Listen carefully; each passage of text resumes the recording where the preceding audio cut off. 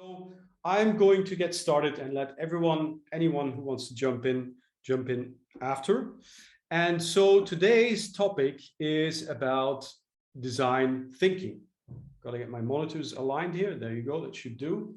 So good morning, good afternoon, and good evening. And I'm very glad to have you with me, as I will attempt to give you some insights into the methodology known as design thinking, which is a mental framework for driving innovation and positive change in your organization, but also in your life.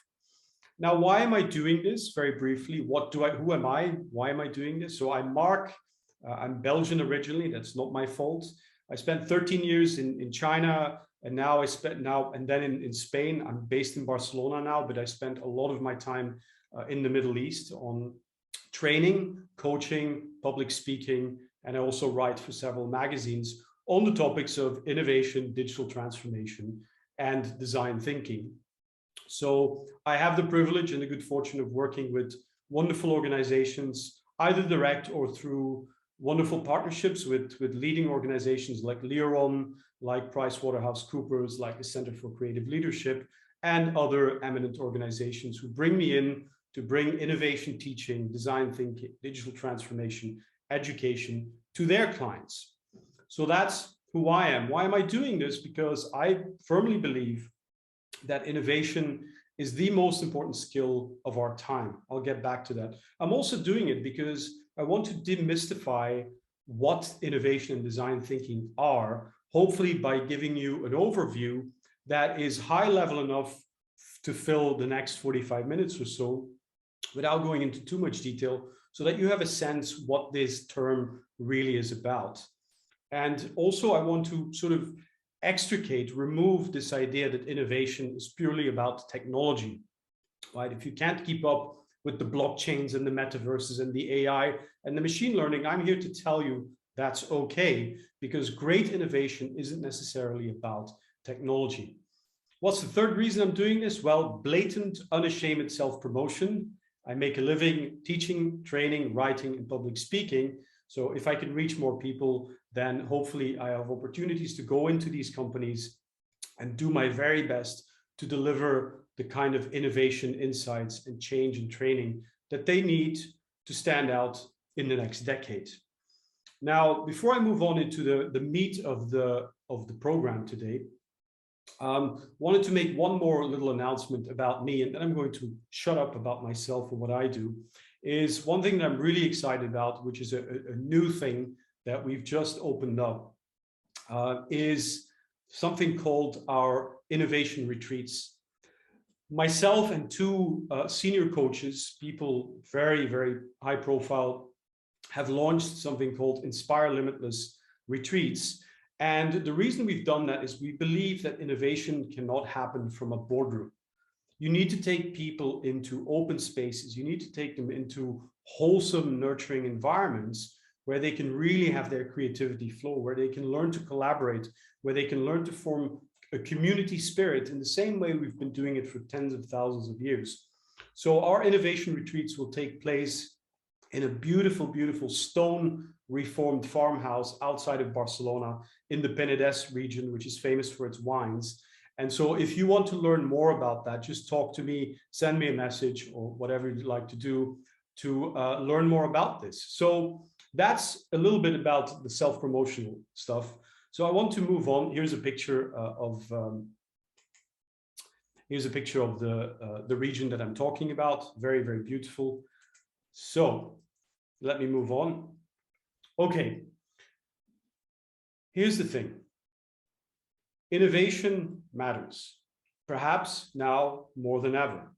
Now, I don't need to tell you that the world is volatile and the future uncertain. If you take one glance at the news, you can see that we have some serious issues that affect everyone's life, everyone's business. And the only way out of those predicaments is by coming up with smart and sustainable solutions, by leveraging the creativity and the resourcefulness that we all possess. We all have, but many of us need a hand to unlock. And that is what design thinking is about. In every boardroom around the world, executives are dealing with a high level of uncertainty and volatility. And the core question is usually, and you probably know this question very well, how do we stay relevant? I'm sure you've asked yourself this at times. In all this onslaught of technology, all these changes that are happening, how do we stay relevant in this fast-paced environment? And the answer in the 21st century is innovation. Bold, rapid, very iterative innovation. Not the cautious kind of incremental innovation that we're used to from the 20th century, and that is still the norm in many organizations. And the stakes, my friends, are very, very high indeed. We live in this age of innovation as a necessity, not a luxury, right? The pace of change is so brisk now, and you all know this, that even established corporations that would previously have been too big to fail, right? We all know names like that from the news and from the media. They're feeling the heat now from competitors that can go from zero to existential threat in almost no time. And so leaders know that innovation is no longer a luxury. It's no longer optional, but it's a matter of survival. Now, we all know what happens when innovation stops, or when it happens too slowly, or more importantly, when it doesn't happen continuously. It brings down companies in the same way that it brought down entire civilizations. Now, the way I see it, there are two ways to deal with big problems. The first one is you do nothing, you hope for the best, and you hope that someone else solves it for you. Now, the advantage is that you can't make any mistakes that way, which is comfortable, but it also surrenders control over your destiny to some unspecified third party. They, them, whoever they may be, someone else, basically. The more powerful way, of course, is to take charge and use the inner resourcefulness that we all possess, and that is called innovation. And it's a skill that is more important now than probably ever before. But innovation isn't foremost about technology, as I was saying earlier at the start. That's a very common misconception. When you mention innovation, people think you're about to start talking about metaverses and AI and blockchain and all of these concepts that you keep hearing about all over the news and all over LinkedIn. But as you can see in that picture, which I love, resourcefulness can lead to smart solutions that really don't involve that much effort or investment. Innovation is really about thinking differently. It's about unlocking pent-up creativity and rise above this idea that making mistakes is a bad thing. And that's a skill that is both in short supply and at the same time critical for the survival of our organizations and as a society as a whole. Now, I want you to consider and embed the following statement in your mind. So sort of dwell on it after the presentation, after the talk.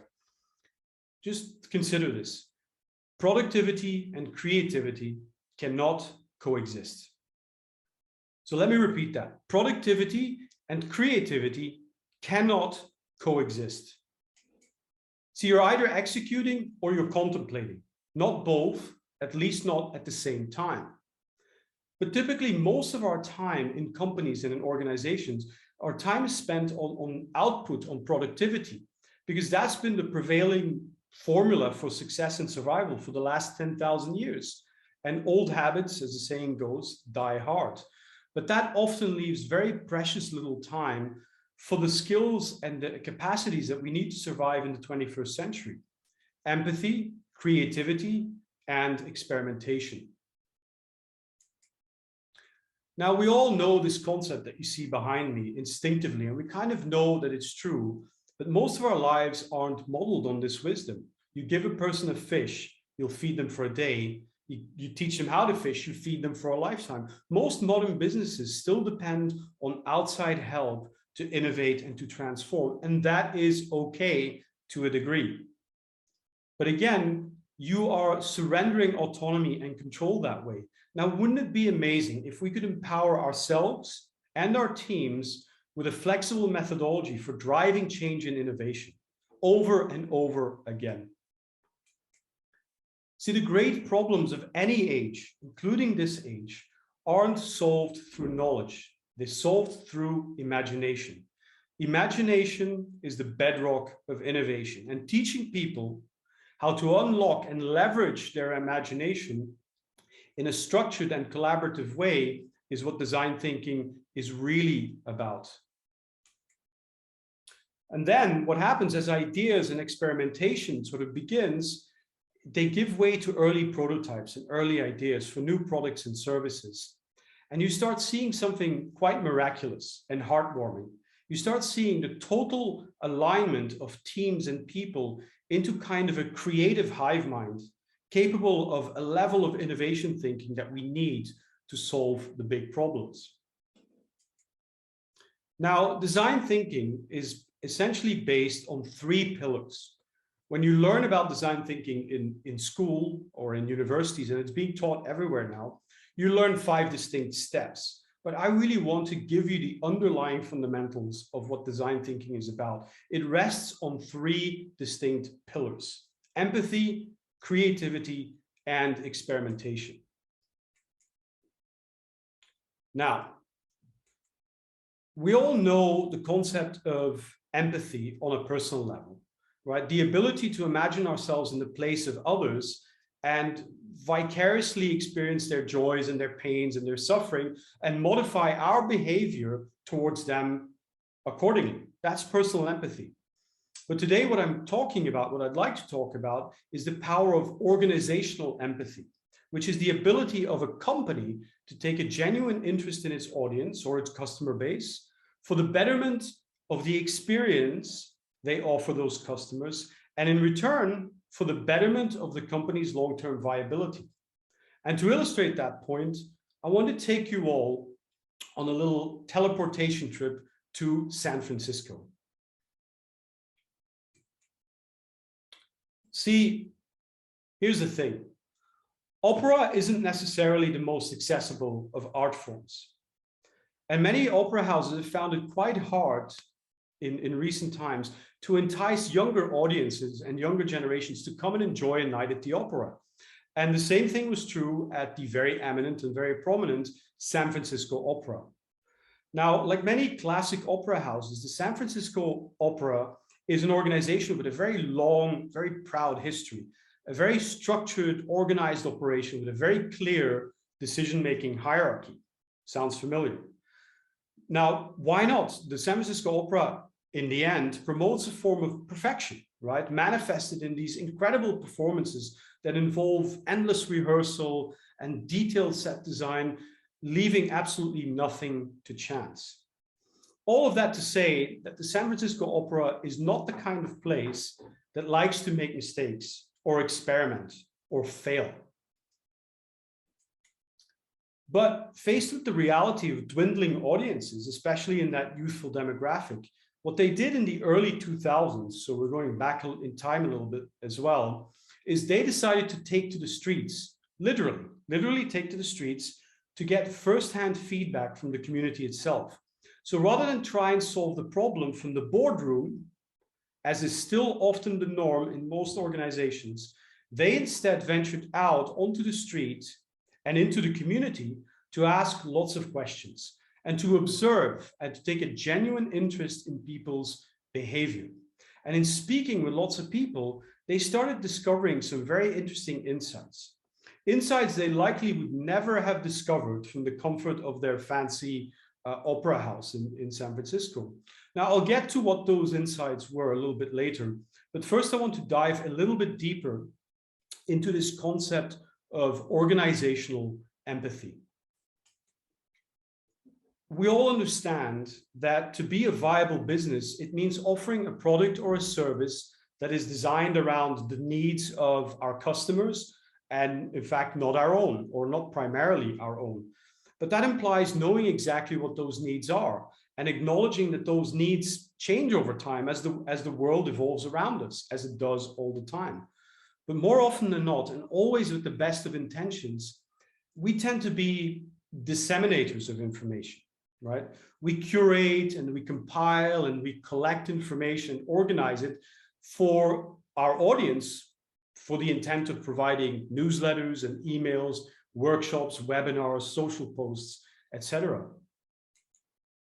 Now, in doing so, we tend to be senders and distributors of information. We tend to inform, not question or interview. I mean, ask yourself really sincerely as an organization, or even if you're a one-man or one-woman show, what was the last time that you went out into your community and instead of telling people what to do or talking about yourself or your services, you asked them, first of all, what they need and how they feel. And secondly, and this is a big one, what they think you should be doing about it, what you should be doing for them. See, by reversing the dynamics of the relationship, you stand to reap some very, very powerful positive consequences for the viability of an idea or a product of a service, and by consequence for the whole company. By allowing the flow of information between yourself and the audience to reverse, which is what happens when you ask questions instead of always providing the answers, you stand to reap two very distinct, very powerful and impactful positive results. The first one is your audience feels heard and understood. Asking questions is the best way to make people feel that you care about them, which is the best way to be memorable, which we all want. And we all know what that's like, whether it's a social event like this one, once we start networking, and I hope you will join after this. It's a social event, whether it's a private event, whether it's a work function, we know what that feeling is like. It's typically the people who ask us the most interesting and genuine questions that we find the more memorable. By virtue of them asking us interesting and genuine questions, we remember them better, even if they didn't say anything at all. They just asked questions. So how do you do that? You turn your newsletters, you turn your social networks, you turn your events into dialogues. You start asking genuine questions, one-on-one, with people, not with titles, with people. So, and technology, use it. Of course, I'm a technologist at heart. Use technology, but don't hide behind it. We have yet to discover a technology that can even come close to the implicit empathetic power of a human voice. Call people, talk to them, use literally your voice, and ask them what they struggle with.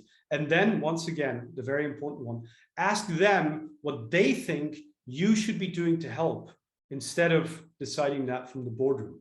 The second important benefit that you reap from this organizational empathy is called the wisdom of crowds. And the wisdom of crowds is a doctrine that says that large crowds are generally on aggregate smarter than individual experts or small groups. So long as they're decentralized, which means there's no top-down authority telling them what to think, and so long as they all possess localized knowledge, which is to say they're not all drawing from the same experience, they're distributed.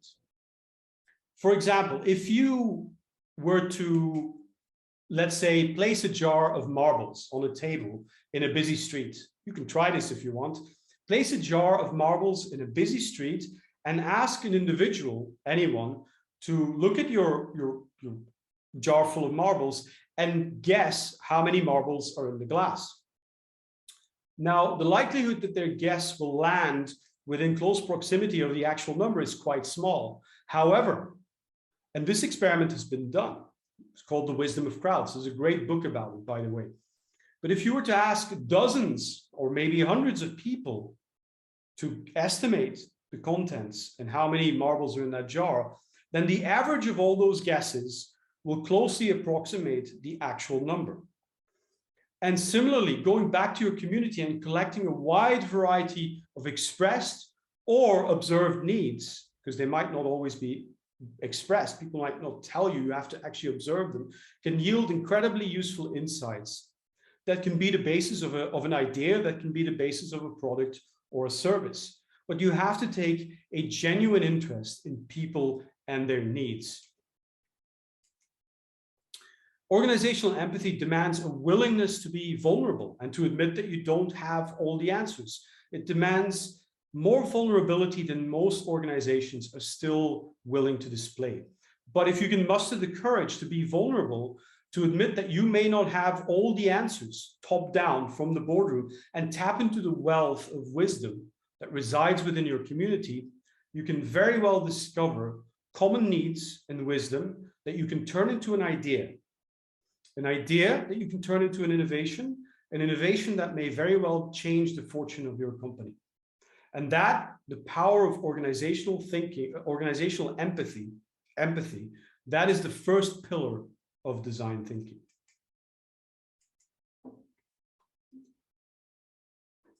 The second pillar of design thinking is ideation. An idea is a powerful thing. Don't know if you ever really thought about what an idea even is or where they come from. Ideation is defined as the capacity for or the act of forming ideas. And an idea is a very powerful concept. Now, in the movie Inception, which I'm sure many of you have seen, which is one of my favorites, the character played by Leonardo DiCaprio talks about ideas, and he says something that I always found really, really compelling. He says, an idea, resilient, highly contagious.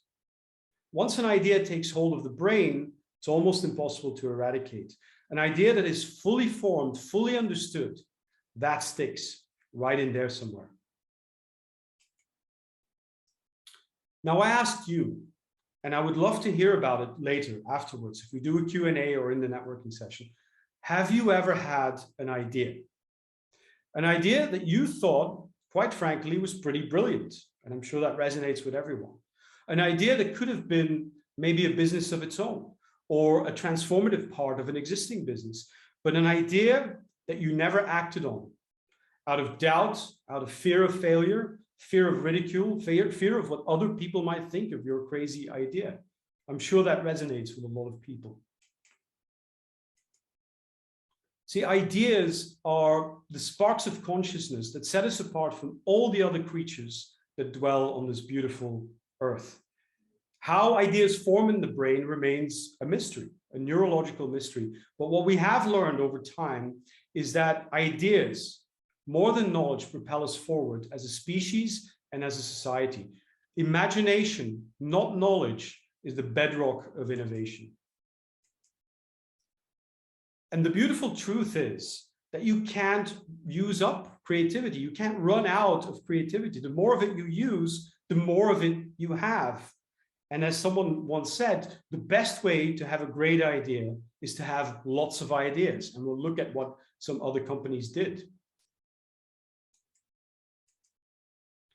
Now, the problem is that most organizations don't have what I like to call creative safe havens.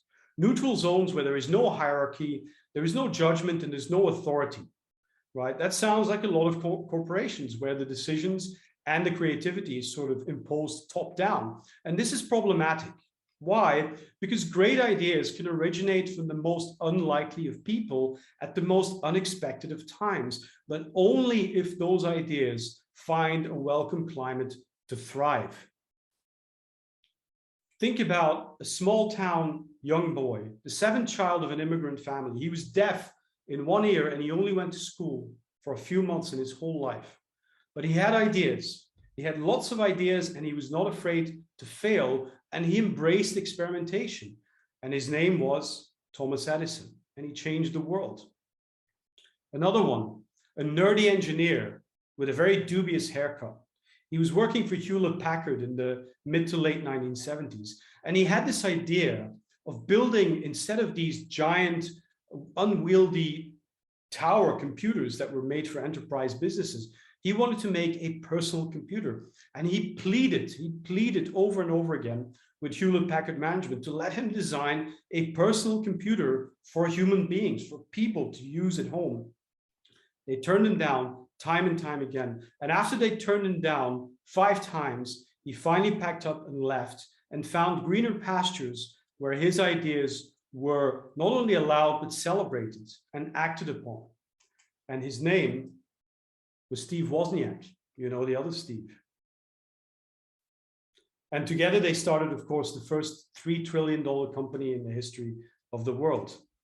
Now, you all know what this is, IKEA. IKEA is perhaps the most forward design thinking company in the world. And much of that is down to their ability to have ideas and act on them, even if those ideas don't seem to fit the mold. Now, we take it for granted now that you can go to a restaurant and have Swedish meatballs in a furniture store. But imagine being the executive or the person who put this forward the first time. Imagine being in the boardroom of that caliber for a global corporation and saying, I have an idea. Okay, what's your idea? Meatballs. Excuse me? Meatballs, yes, and salmon and lots of other stuff. Okay, what will that cost? Well, a lot. We have to redesign the stores. We have to train people. We have to build new infrastructure. It's going to cost a lot of money. Okay, well, and how much is that going to make us? Well, nothing, at least for a very long time.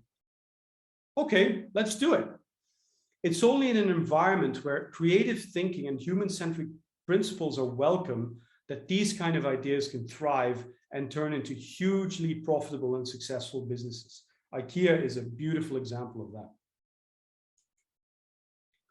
And while you may not have a Steve Wozniak or a Thomas Edison lying around the office, many of you here will have, perhaps without your knowing, access to a brilliant idea that may change the fortunes of your organization.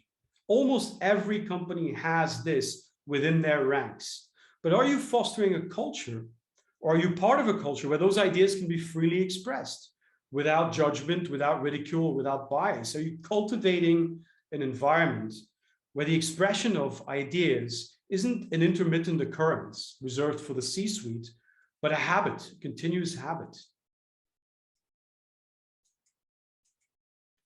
See, the combined force of feedback from your community, as we were talking about, empathy, with the free flow of ideas from within your organization, which is ideation, is the ultimate recipe for renewal and reinvigoration and innovation in this decade. And that's precisely how the most successful startups in the world operate and how they become the future of our world economy. And you know, the thing is, startups don't have to be the typical venture capital funded shoot for the moon tech companies that we all hear about. You too can be a startup again without losing your legacy frameworks or your legacy identity and structure. Right? Those two sides of the coin, they are not mutually exclusive. They're symbiotic. So I urge you really to create the space and the freedom for your people to express their ideas freely and frequently, because you may just be sitting on an innovation, an idea that turns into an innovation that propels your organization into the future. This modest, unassuming warehouse in the meatpacking district of Copenhagen, you wouldn't notice it if you walked past. But this little warehouse is home to a group of designers, creatives and innovators who spend their days freely ideating and experimenting with new ideas. And most of those ideas will amount to nothing. They will amount to nothing. Some of them will gain traction in the mainstream.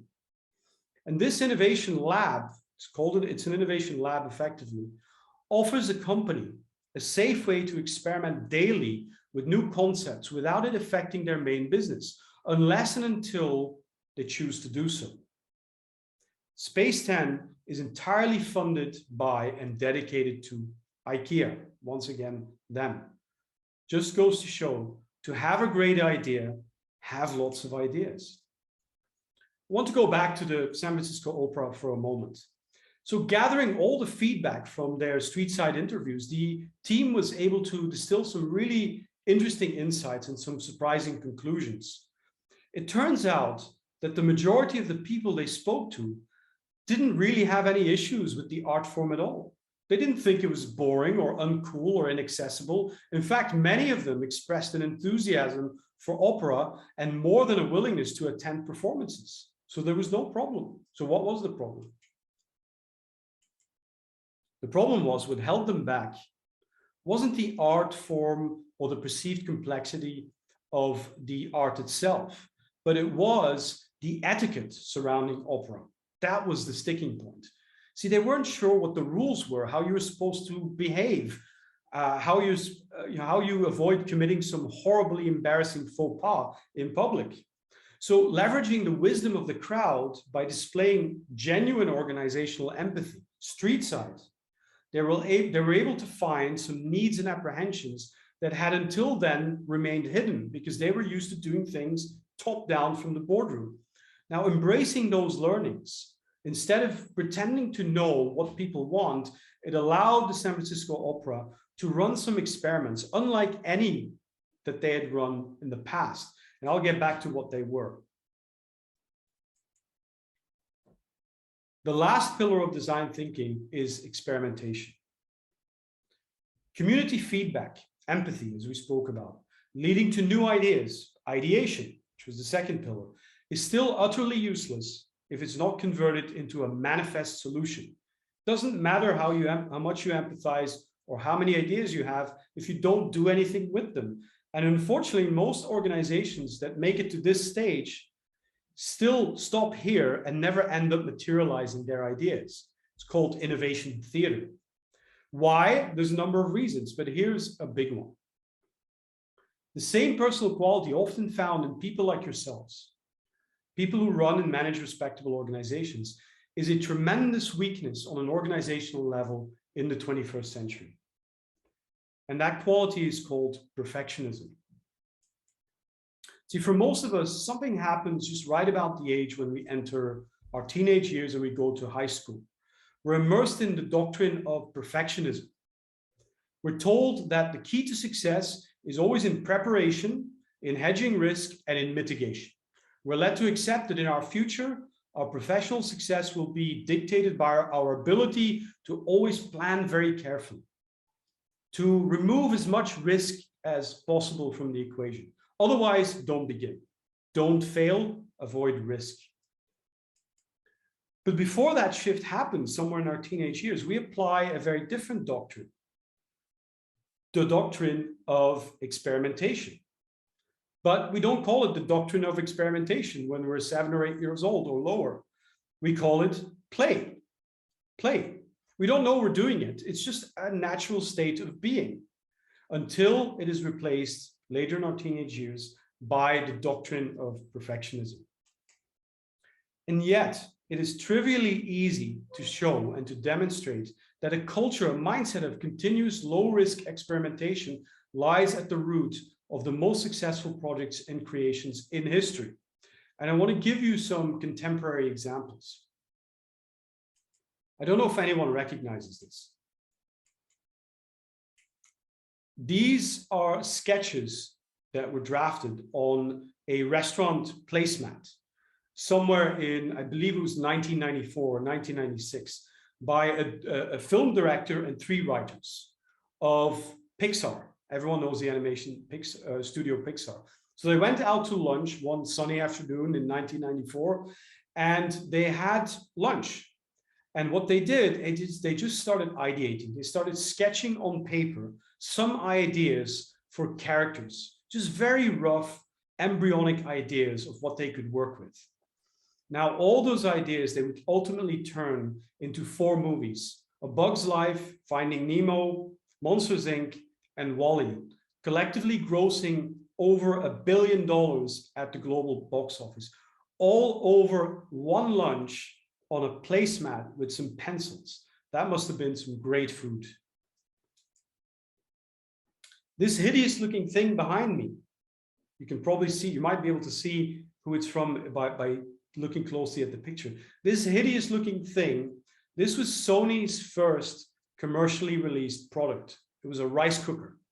It's horrible. It didn't work very well. It burnt all the rice. It was very smelly, but it did launch one of the greatest electronics companies in the history of the world. You all know what this is. This is the first page of Amazon. This is how it all began. Now, most of us in this day and age wouldn't dream of putting something as unstructured or hideous looking as this in front of a worldwide audience.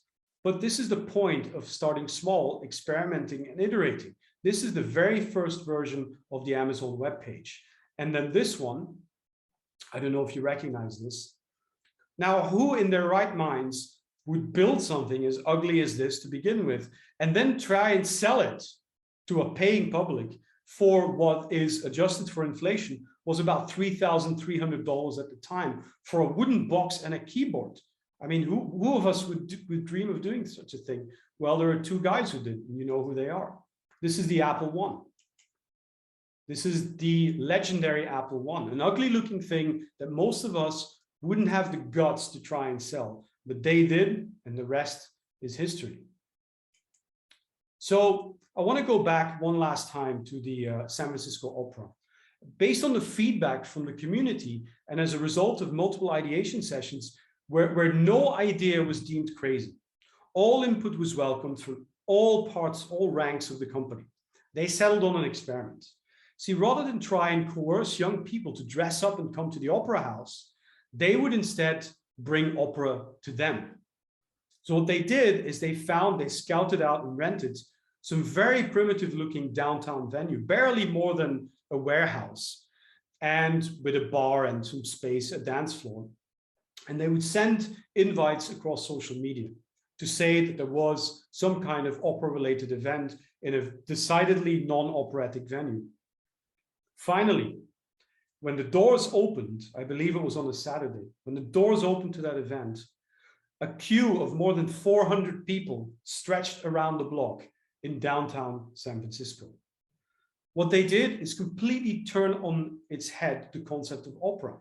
See, the opera performers, they weren't dressed in opera gear, they were in casual clothes. It was the people welcoming other people at the door that were dressed in opera gear.